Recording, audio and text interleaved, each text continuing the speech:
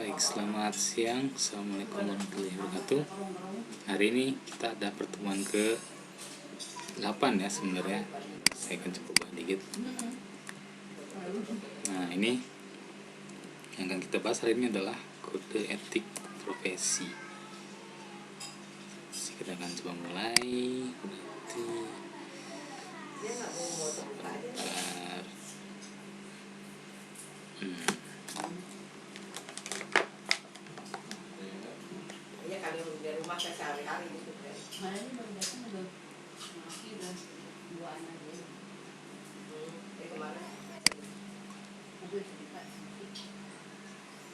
Oke, ini adalah pengertian kode etik.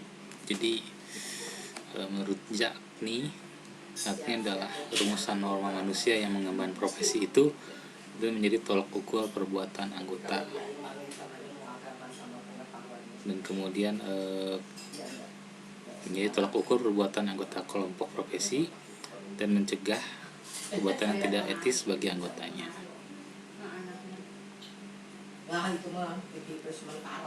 Nah, kemudian kode etik adalah sistem norma nilai dan aturan profesional tertulis yang secara tegas menyatakan apa yang benar dan apa yang baik, serta apa yang benar dan tidak baik bagi profesional yang menjadi anggota dari sebuah organisasi tersebut. Dan yang ketiga, lanjutannya sebenarnya memberikan kerangka kerja penilaian etika bagi seorang profesional. Kode etik berfungsi sebagai titik awal bagi pengambilan keputusan etis.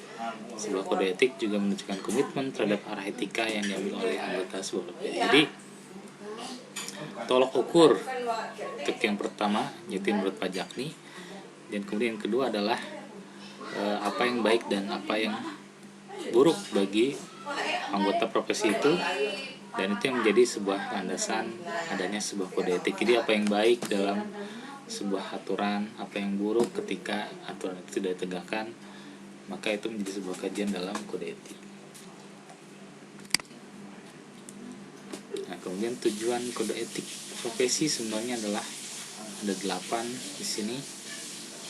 Yakni menjunjung tinggi martabat profesi, kemudian menjaga dan memelihara kesejahteraan, meningkatkan pengabdian para anggota, meningkatkan mutu profesi, kemudian meningkatkan mutu organisasi profesi, dan kemudian meningkatkan layanan atas keuntungan pribadi agar mempunyai organisasi profesional yang kuat dan terjalin erat, dan kemudian terakhir adalah menentukan baku standar sendiri. Baik teman-teman, untuk yang nomor 6 ini sebenarnya adalah meningkatkan layanan atas keuntungan pribadi. Maksudnya apa? Maksudnya adalah jadi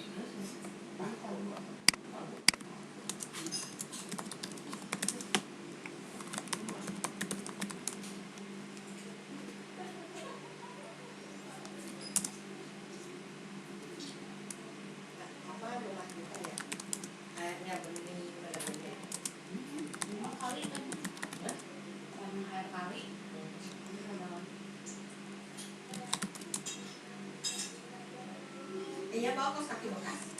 Nggak ada. Itu aja mah beli dari vaksin bayi mau. Bermula 10.000. Jadi kalau kos kaki di sini kan enak. Kantongnya tinggal ikat. Kita juga pakai alat bocah sampai habisnya. Nah, ini adalah sebuah pengertian sedikit ya, seperti itu. Kemudian fungsi kode etik yakni memberikan pedoman tentang prinsip profesionalitas, kemudian peran kontrol sosial bagi masyarakat, yang kemudian mengedukasi masyarakat tentang suatu profesi dengan menghargainya. Jadi teman-teman, profesi apapun mesti kita hargai, entah itu yang bekerja dalam ruang publik seperti misalkan biasanya gue katakan pegawai yang sapu di tempat umum seperti itu, dan kemudian pembersih atau dalam hal ini petugas bersihan itu juga merupakan salah satu profesi. Maka kode etik fungsi untuk menghargai, fungsi untuk mengedukasi masyarakat terhadap sebuah profesi agar bisa menghargainya, seperti itu. Kemudian mencegah campur tangan pihak di luar organisasi profesi tentang hubungan etika dalam keanggotaan profesi. Misalkan gini, teman-teman, ada sebuah organisasi yang misalkan mengancam dalam hal ini yang dalam hal ini tidak ada hubungan dengan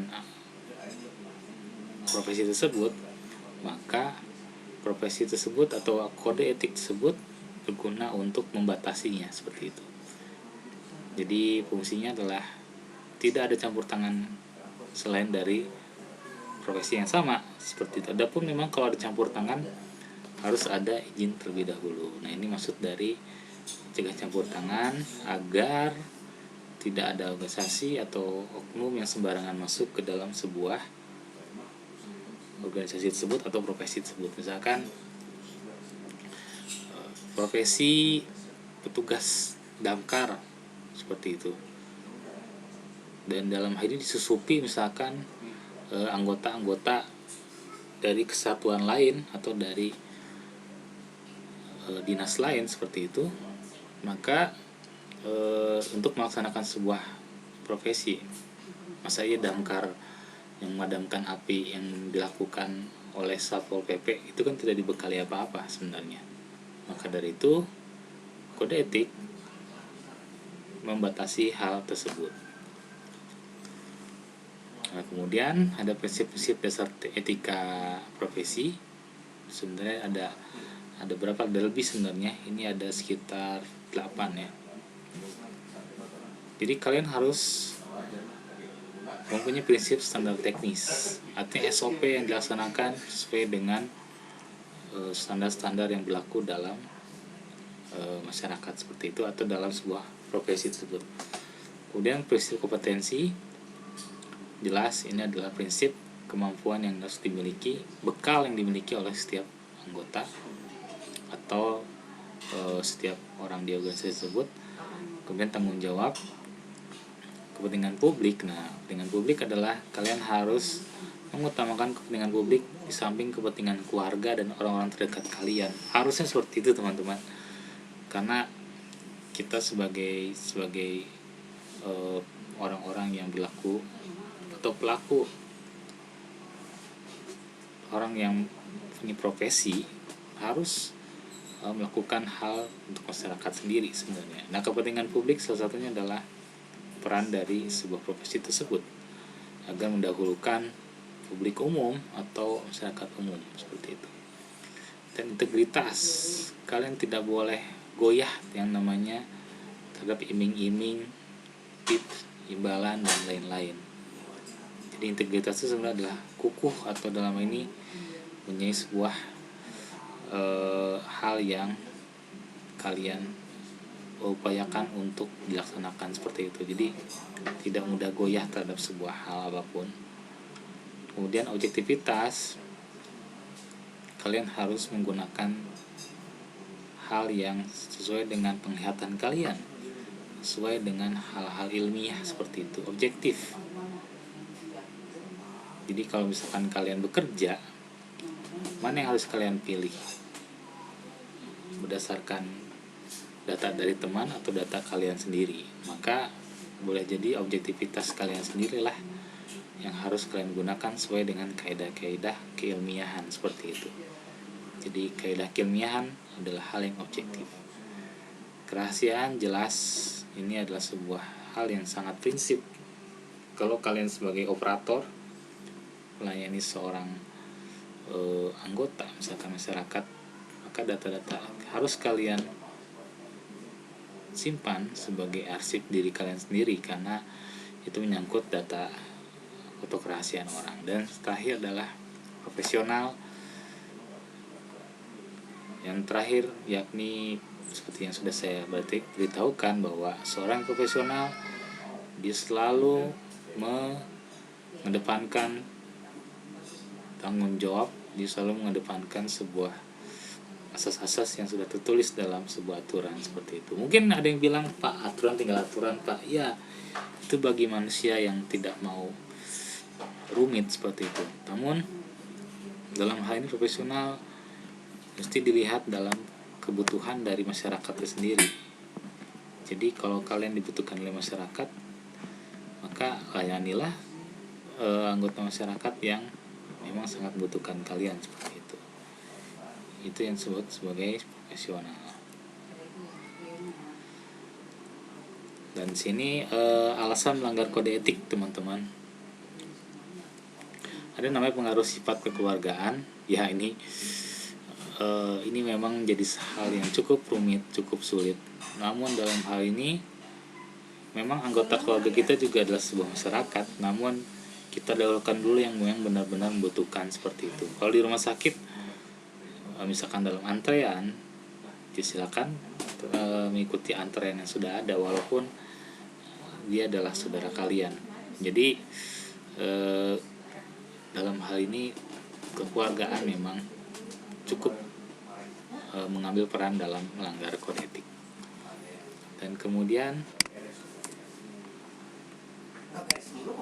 pengaruh jabatan, selalu ada yang menggunakan jabatan dalam hal ini ketika ingin melanggar, seperti itu.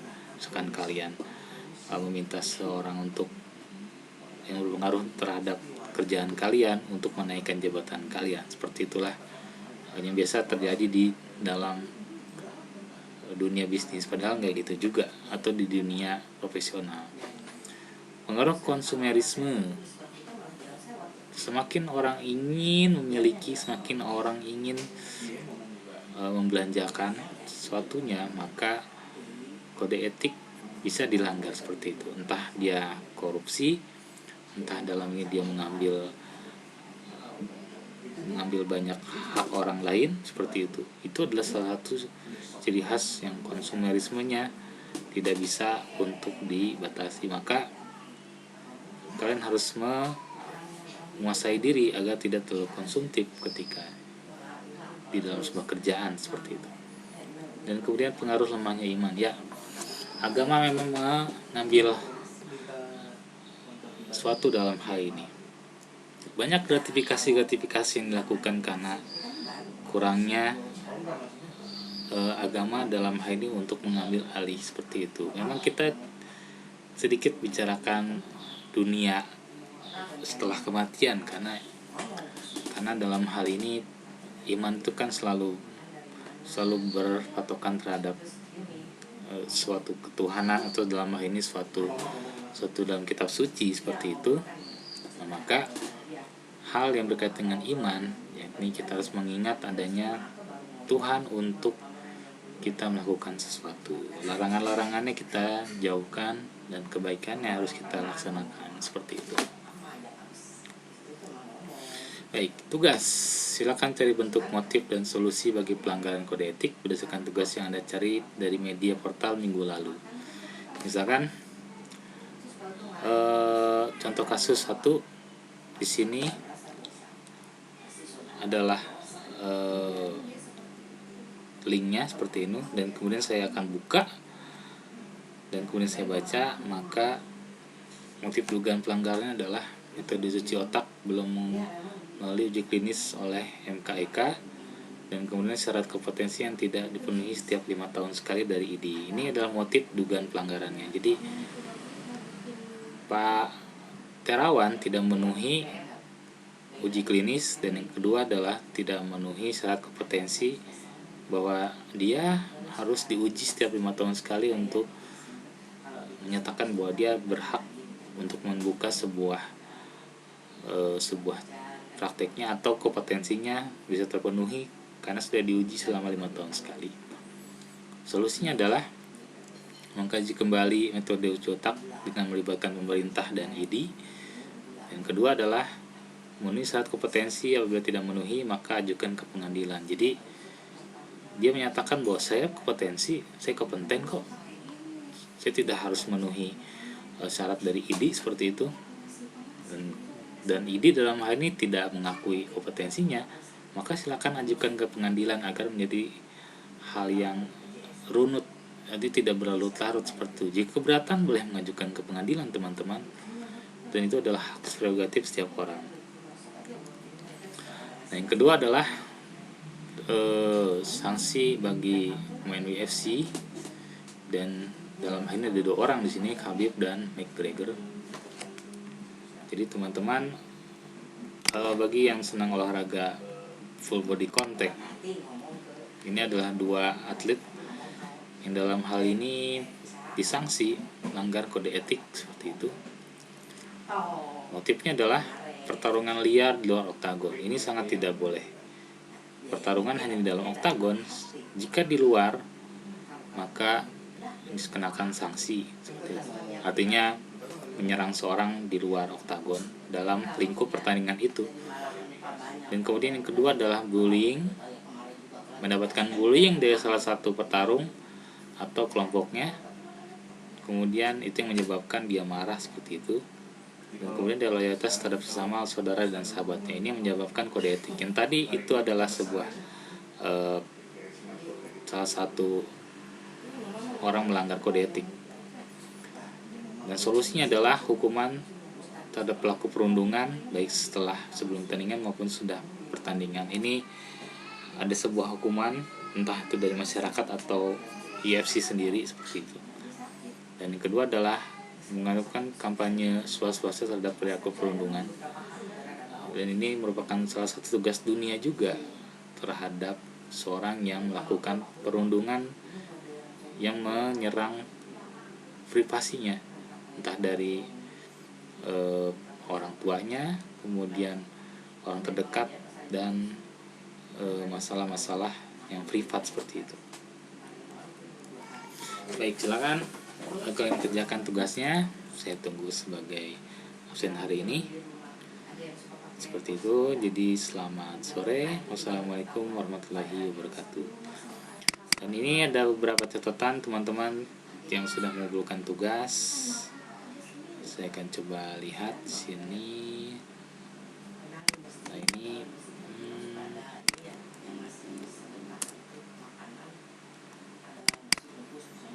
baik, untuk Abdul Rahman.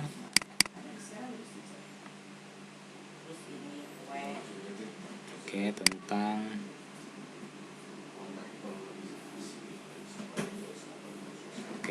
Sinapeka. Kemudian terima kasih untuk yang sudah mengumpulkan tugasnya, dan kalian berhak untuk mendapatkan absen hari ini. Oke, ini bagus. Jadi mohon maaf teman-teman, tidak saya cek semuanya karena memang terbatas ya, seperti ini. Silakan kalian gabung dengan tugas yang sebelumnya, boleh. Oke, ini apa nih? Oke, sepak bola.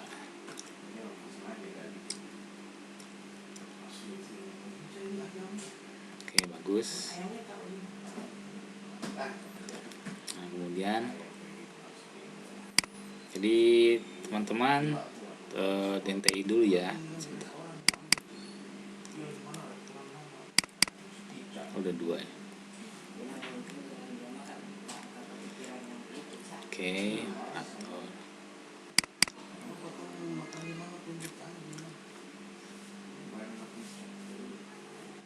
Oke, bagus tugasnya. Ini bukan di screenshot ya. Oke ya, ada linknya juga. Bagus. Dan saya sekarang coba cek yang teman-teman dari SI.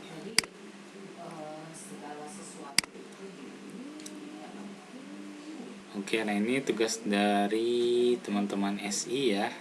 Bagus. Nah, ini oke, sepak bola. Ya, jadi sudah bagus teman-teman. Nanti silakan lanjutkan lagi untuk tugas, dan silakan digabung dengan tugas yang sebelumnya seperti itu. Baik, sampai jumpa di lain kesempatan. Sampai jumpa.